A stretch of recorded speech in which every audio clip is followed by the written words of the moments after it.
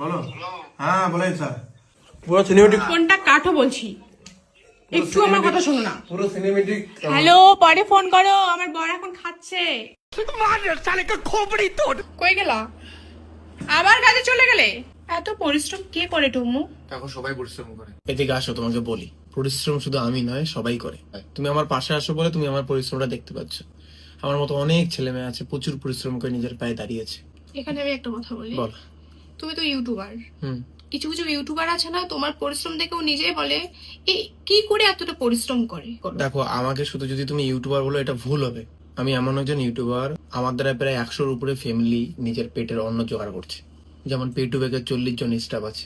যদি ইউটিউবের কথা বলে, আমার ইউটিউবের ইনকাম দিয়ে 2-4টা ফ্যামিলি চলে। দেখো, আমি না থাকলে তাদের ফ্যামিলি 100% চলবে, তারা ভীষণ ট্যালেন্টেড, তারা পরিশ্রমী। কিন্তু আমার তো একটা দায়িত্ব আছে, তারা দিনরাত আমার সাথে আছে, আমার জন্য খাটছে।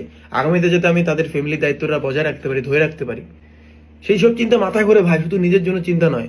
এবং আমার ফ্যামিলি মেম্বার আছে, বাবা মা অসুস্থ হচ্ছে, সেই বাবা মা যদি অসুস্থ হয়ে যায় ওদের যাতে ভালো চিকিৎসা করতে পারি, বউ আছে। তুই এত কিছুর জন্য নিজেকে না, এটা মেন কারণ না, এটা তো ডেসক্রিপশন। মেন হেডলাইন হচ্ছে আমাদের মতো মধ্যবিত্ত ছেলেদের মাথায় ছাদ থাকে না ভাই। বাবা মা জীবন দিয়ে মানুষ করেছে আমাদেরকে, কিন্তু আমাদের যে স্বপ্ন, অনেক বড় স্বপ্ন, আর এই বড় স্বপ্নের মাথায় কোনো ছাদ বা ছাতা ধরে কেউ নেই। তো যাদের মাথায় ছাদ নেই তাদের ফাউন্ডেশন থেকে ছাদ পর্যন্ত পৌঁছাতে হয়।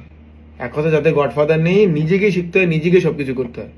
আমাকে কেউ শেখায়নি। এই যে আজকে বংমিডিয়া নামটা তৈরি করেছি, এডিটিং থেকে শুরু করে A to Z সবটা নিজেকেই করতে হয়েছে। কোনো গডফাদার ছিল না। মানে বিজনেসের বিটাও জানতাম না, ওই বি থেকে শুরু করে বিজনেসের পুরো ফর্মটা জানতে হয়েছে, তারপরে ব্যবসা করতে হচ্ছে। আমি ব্যবসায় এমন পরিমাণ আঘাত পেয়েছি না ভাই, অন্য কেউ হলে না হয়তো সুইসাইড করে নিত, ভেঙে চুরমার হয়ে যেত। বাট আমি হাল ছাড়িনি। যেখানে আঘাত পাই সেখান থেকে সফলতা আনতে ভালোবাসি আমি ব্যবসায় আঘাত পেয়েছি। আজকে আমার যদি ইনকাম তোমরা দেখো, আমার ইউটিউবের 10 টেবল ইনকাম আমার ব্যবসা দিচ্ছে। ধরতে পারো পে টু ব্যাক দিচ্ছে।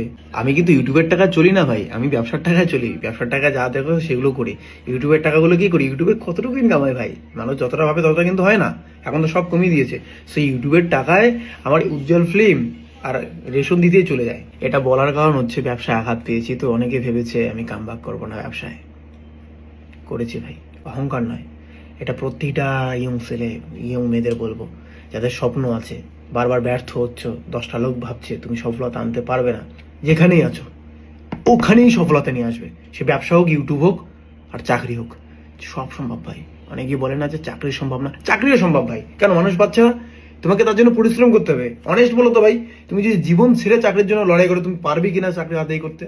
এক্সকিউজ অজুহাত দিয়ে লাভ নেই, পৃথিবীতে সব সম্ভব। সেই মোটিভেশনাল এত চিন্তাধারা আমাকে পরিশ্রমী করে। ডায়লগ, মানুষগুলো ডায়লগ ভাবে দিচ্ছে বুঝি।